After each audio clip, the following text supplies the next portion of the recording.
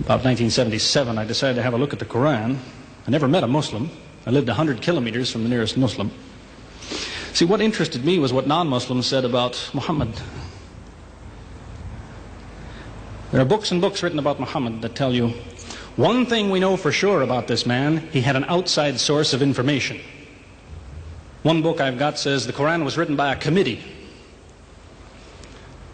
because they've established so well that there's information in there that an Arabian shouldn't have known. He must have had someone from the outside bringing him this information. So they say, one thing we know for sure, he had an outside source of information. Now, he said this book was a revelation. So they say, you see, he was a liar. He got it from somewhere, he put it in a book, and he gave it to someone, telling him it was from God. He was a liar. Other people write books and books on the subject of Muhammad, and they say, one thing we know for sure, he thought he was a prophet. He was crazy. Because they look at his life very carefully, and they see episodes like, for example, when he hid in the cave with Abu Bakr. He was running from the whole city who wanted to kill him, and he hid in the cave, and when the Meccans came running up to the cave to kill them, what did he say to his friend? Did he tell him, see if you can find a back way out of the cave? What he told his friend was, relax. He was telling him, I see what you see, but he said, God is with us. God will save us. So people on that basis, they say, you see, he thought he was a prophet. He thought God was with him because he said things like that. He wasn't a liar. They never seem to realize that one man can't be both. So you can't be a liar and a crazy man at the same time. If you think that an angel gives the words of God in your ear, and somebody says, I have a question for you, what does God tell you about this thing? I want to hear an answer tomorrow. If you're a crazy man, if you think an angel whispers in your ear, then you don't sit up that night thinking, what will I tell him tomorrow? What can I find? Who knows the answer? You're crazy. You think the angel will tell you the answer. You don't go and look it up somewhere. You see, you can't be a liar and a crazy man at the same time. You can be one or the other, or neither, but you can't be both. You see, I read 2 non-Muslim biographies of Muhammad. One was by Rodenson, who was an atheist, who hated the man. But many interesting things come up about his life that I had to wonder about. One story that's told is that when he was an older man, he had a son named Abraham. The son died when the child was 2 years old. The same day the boy died, there was an eclipse of the sun. The sky went dark. And the Muslims came running to their prophet and said, look, it's a miracle. Your child died and the sky went dark in sadness. It occurred to me, see, if he was a crazy man, he'd probably believe what they said. He'd probably think, yes, it's a miracle. My child died, the sky is dark. Yes, it's a miracle. If he was a crazy man.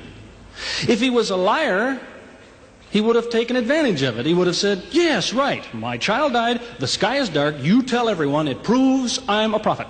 It's a miracle. But what did he do? He became angry with the Muslims. He told them that was nonsense. He was angry with them. How dare you say that? He said the sun and the moon are signs of God, and they don't worry themselves about the birth of a man or the death of a son of Muhammad. Doesn't look very crazy. Doesn't look much like a liar. Now you have a third alternative, of course, which people tell you all the time. They say, no, he was not a liar. He was not a crazy man. He was deceived by the devil. Deceived by the devil. It's an interesting idea. But whatever you say, you better be ready to back it up. There's a lot of difficulties with that idea. For example, there is a verse in the Quran which tells the reader about a good habit to develop. It tells him, before you read this book, always say, A'udhu billahi minash shaitani rajim, which means, I take refuge in God from Satan the rejected. Is this Satan who wrote this? Who said, before you read my book, ask God to save you from me? Is that Satan who wrote that? As Jesus said, if Satan is divided against himself, then his kingdom will fall. He's fighting against his own interests. So let me finish with a story that illustrates a point. As I said, there's many theories and many explanations around. Many explanations. But an explanation, something somebody tells you, is just so much air coming out of his mouth unless he has proof and unless he offers you something that you can use to falsify it. You see, there's many theories of how do the planets go around the sun and how do the stars burn and all the rest of it. Many theories. Most of them are just so much wind. Scientists pay no attention to them because they don't contain something that could be checked to prove it false. You see, Einstein was considered an intelligent man because when he offered his theory in 1905 and again in 1915, he didn't just offer a theory, he said, here's 3 ways to prove I'm wrong. Now it's worth listening to. He's told me, here's 3 different things you can do. If you can do this, I'm wrong. Here you are.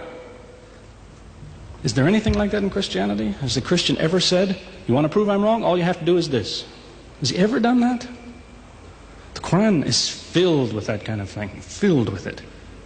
Saying, you want to prove this book is wrong? Do this. Prove it. Go ahead. Do it. Filled with that kind of thing. There's an example of it that made a big impression in its day, during the lifetime, 14 centuries ago, of the Prophet of Islam.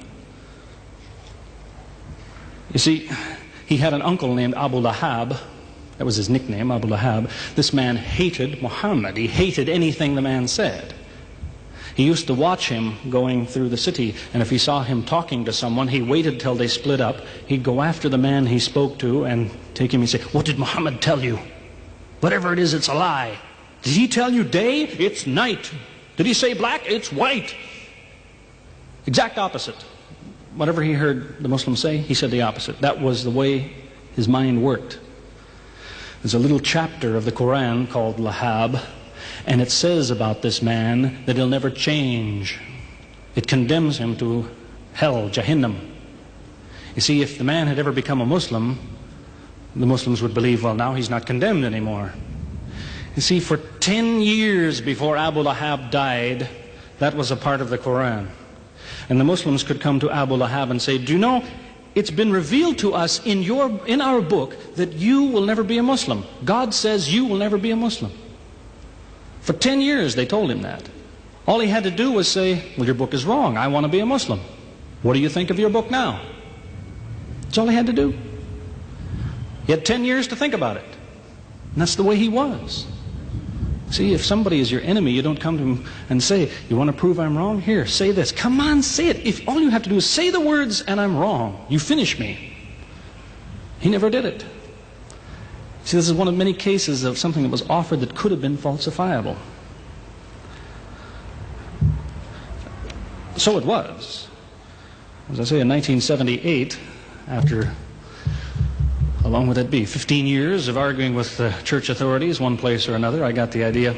I'm going to argue with some other people. I'm going to read the Quran, see how much of it is any good, pick out the true, pick out the false. Thought it'll take a few years, it'll take some serious study and so on. I read through it. About 3 days later, I finished it. I said, this is what I've been saying for 15 years. So I went to find some Muslims. I don't want somebody to feel you've been tricked into something. I haven't said anything about Christianity that isn't true. I haven't said anything about Islam that isn't true unless it was a slip of the tongue or something. I'm simply trying to remind an individual, don't close your mind before it's too late. Don't make up your mind before you have all the facts. Most people who used to be Christians and become Muslims will tell you, I am a better Christian than I used to be. Now I follow Christ. I didn't before. That's what I would tell you. The Bible says Jesus told his disciples, when you greet one another, let your greeting be, peace be with you. He set the example. Peace be with you. Who says that today? Christians? Once in a great while, maybe. Muslims, whether they speak Arabic or not, they say, Salaam alaikum. Peace be with you. Jesus, when he prayed in the Garden of Gethsemane, put his forehead on the ground. Who prays like that? Christians or Muslims? Jesus used to fast for more than a month at a time. Who fasts today? Christians or Muslims? who really is trying to imitate Jesus. Somebody said to me before coming in here, they said, the Muslims make Jesus out, they insult him and so on and so on. How, possibly, do they insult him? They lift him up. Up. They can't tolerate anything bad said about him. They would just as quickly tell you that, they say Muhammad Rasulullah means Muhammad is the messenger of God. They will just as quickly say Isa, Jesus, Isa, Rasulullah, no problem. Just as quickly tell you that, because it's true. They occupy the same place. If God himself wants to make distinctions among his prophets, that's his business, not ours. Treat them all with the same amount of respect. May God guide us always closer to the truth.